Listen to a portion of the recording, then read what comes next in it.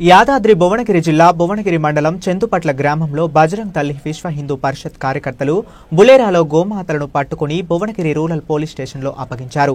2 రోజుల క్రితం కూడా భువనగిరి నల్గొండ ఫ్లైఓవర్ కింద 42 గోమాతలను పట్టుకుని పోలీస్ స్టేషన్లో అప్పగించాం.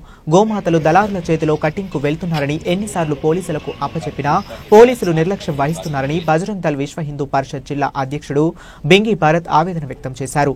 ఇప్పటికైనా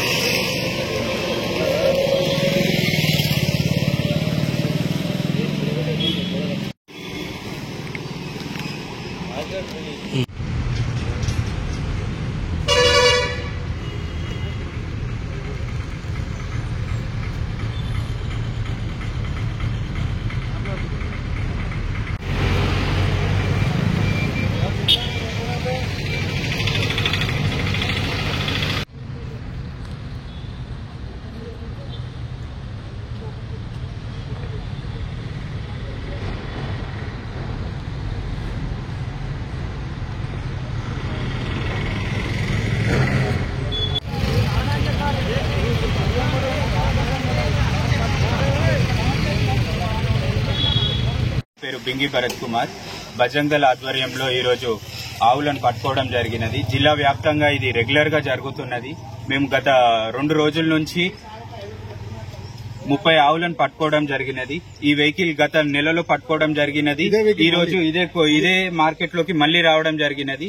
అదే డ్రైవరు, అదే వ్యాపారులు, అదే దందా మేము అక్రమంగా తరలిస్తున్నారని ఎన్ని కంప్లైంట్లు ఇచ్చినా కూడా రెగ్యులర్ గా వెహికల్స్ బయటికి వస్తున్నాయి, మళ్లీ పట్టుకోవడం జరుగుతున్నది. పోలీసుల నిర్లక్ష్యం ఉన్నది. చెక్ పోస్టులు ఏర్పాటు చేయాలని మేము వినతి పత్రం సమర్పించినా ఇప్పటివరకు ఏం యాక్షన్ తీసుకోవడం జరగలేదు. ఇదే అలసుగా తీసుకొని ఈ స్లాటర్ హౌస్ లో ఉన్న వ్యాపారులు వీళ్ళంతా నిర్లక్ష్యం వ్యవహరిస్తూ వీళ్ళ నిర్లక్ష్యాన్ని వాళ్ళ అడ్వాంటేజ్ తీసుకుంటూ విపరీతమైన వ్యాపారం చేస్తున్నారు. నిత్యం మనం పూజించే ఆవుని ఇలా చేయడం బజరంగ్ దళ్ తరఫున విశ్వ హిందూ పరిషత్ నుంచి మేము తీవ్రంగా ఖండిస్తున్నాము. హిందువులు ఇకనైనా మనం మొక్కే ఆవుని ఇలా చేయడం నిషేధించినా కూడా జరుగుతున్నవి. మీరు బయటకు వచ్చి అందరూ ఇలాంటివి ఖండించాలని కోరుకుంటున్నాం. జై శ్రీరామ్. అలా 42 దాకా ఉన్నాయి. మొత్తం అది నిన్న తీసుకుపోయి గోశాల వదిలేయంగానే పిల్ల పెట్టింది. అది ఈ రోజు తుల్లేరు నుంచి మనకు నావపేట అంగన్ నుంచి చందుపట్ల మీకెళ్ళి పోతున్నాయి బండ్లు.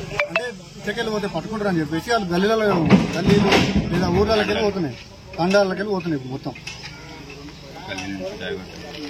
పోలీసు దొరకకుండా గల్లీలకి వెళ్ళి చెక్ పోస్టులకు దొరకకుండా ఇంకోటి టోల్ గేట్లు తట్టకుండా మొత్తం బయట నుంచే పోతున్నాయి బండ్లని.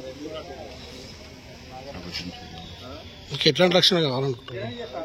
మాకు పోలీసు వాళ్ళు ఫోన్ చేయగానే మా దగ్గర ఉండాలి. ఫోన్ చేసిన గంటన్నరకు మా దగ్గరకు వస్తే మేము అక్కడ మా పరిస్థితి ఏంటంటే మేము బండి ఆపుతాం లేదా రైల్వే చేస్తాం. చేసిన తర్వాత బండి వెళ్ళిపోతుంది. మీరు నాకు ఫోన్ చేసిరు బండి లేదంటే మేము ఏం సమాధానం చెప్తాం పోలీసు వాళ్ళకు?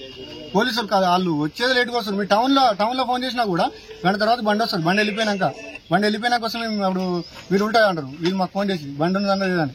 మరి మీరు పోయి చూడు, పోయి లోపల ఇళ్ళలో చూడు, అవి చూడు, షాపులలో ఎన్ని వెళ్తాయి చూడు. ఇప్పుడు పోయి చూసినా దొరుకుతాయి. కానీ వీళ్ళు ఓరు ఏమంటే బయట నుంచి చూస్తారు, వస్తారు, ఏమంటే లేరు మీరు తప్పించారు అది చేయండి. మేము ఒక సైడ్ చెప్తే ఒక సైడ్ పోతారు.